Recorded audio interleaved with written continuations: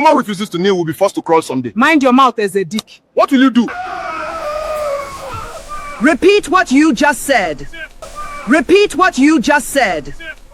Franca, you have defiled our land and disgraced all men. You must be cleansed. I only defended myself. I will do no such thing. Let the gods do their worst.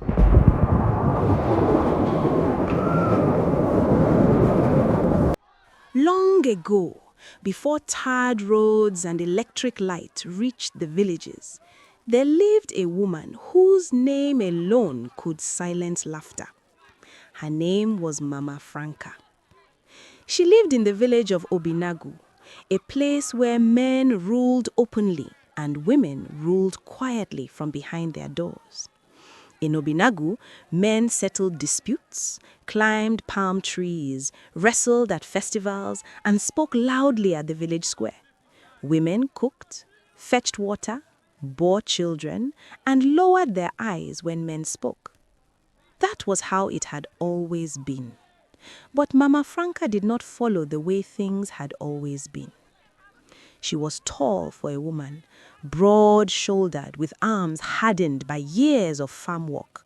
Her voice carried weight, and her footsteps sounded firm against the earth.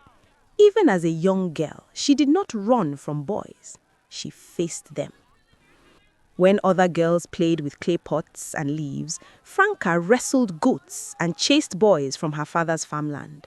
When she laughed, it was loud. When she spoke, people listened. Her mother used to sigh. This child was born with fire in her bones. Her father said nothing. He only watched her with worry in his eyes. By the time Franca became a woman, the village had already given her a name behind her back: Man-beater. The name did not come from nowhere. Mama Franca had beaten men. Not once, not twice. The first time happened at the stream. A man tried to drag her wrapper as she bent to fetch water. Franca turned, grabbed him, and slammed him into the mud before the women could scream. The second time happened at the market, when a drunk palm wine tapper insulted her.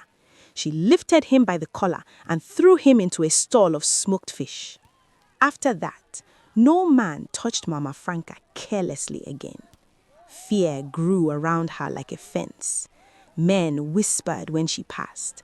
Women watched her with mixed feelings, admiration wrapped inside fear. Mothers warned their sons, "Don't provoke that woman." But Obinagu was not built to accept a woman like Franca. Years passed.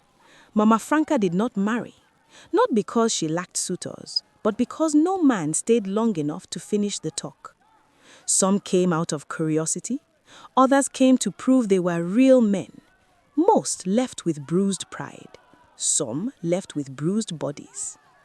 The elders began to worry. "A woman who beats men is a bad sign for the land," one elder said. "She is challenging the order of things," said another. But Mama Franca minded her business. She farmed, she traded, she helped widows, she laughed loudly, she lived. Until the day she beat Eze Dike. Eze Dike was not an ordinary man. He was rich, loud, and respected. He had wives in 2 villages and a mouth that never closed. When he drank, his words became poison. That day, he insulted Mama Franca in front of everyone at the village square. "A woman who refuses to kneel will one day be forced to crawl," he said.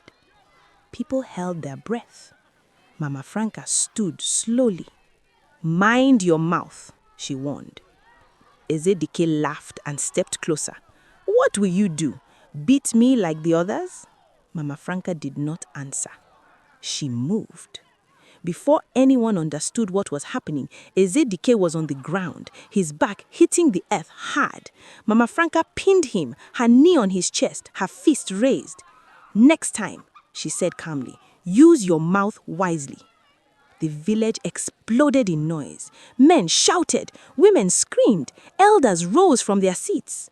That night, the elders met.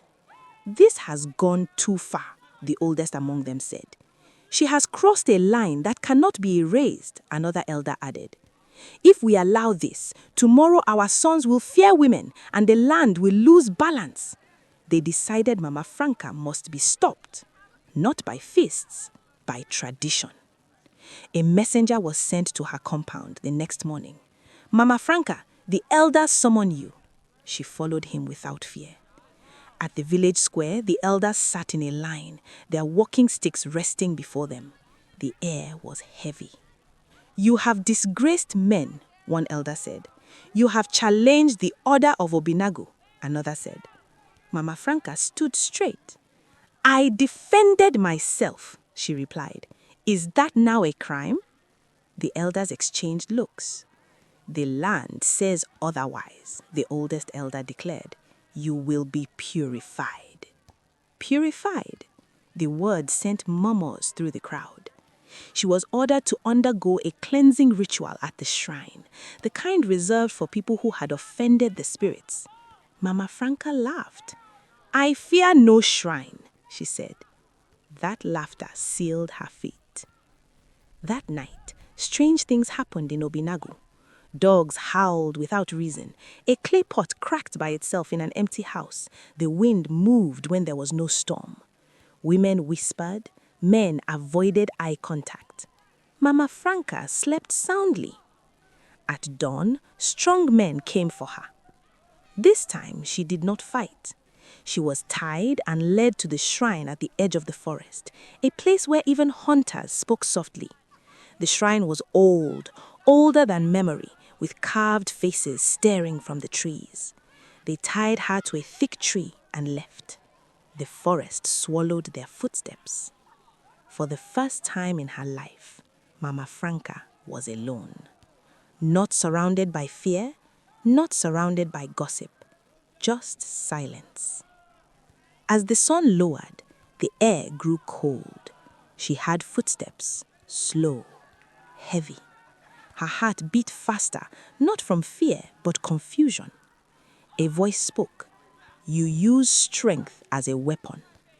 Mama Franca swallowed. I used it to survive. The wind rose, the tree shook. Strength without wisdom becomes destruction. Her chest tightened.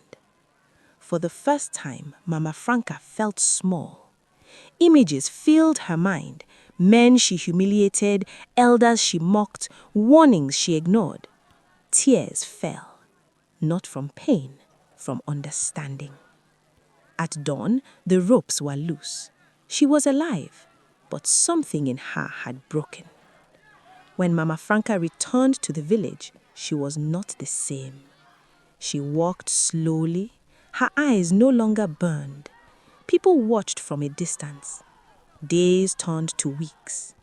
Mama Franca stopped beating men, but the village did not forgive her. Whispers followed her.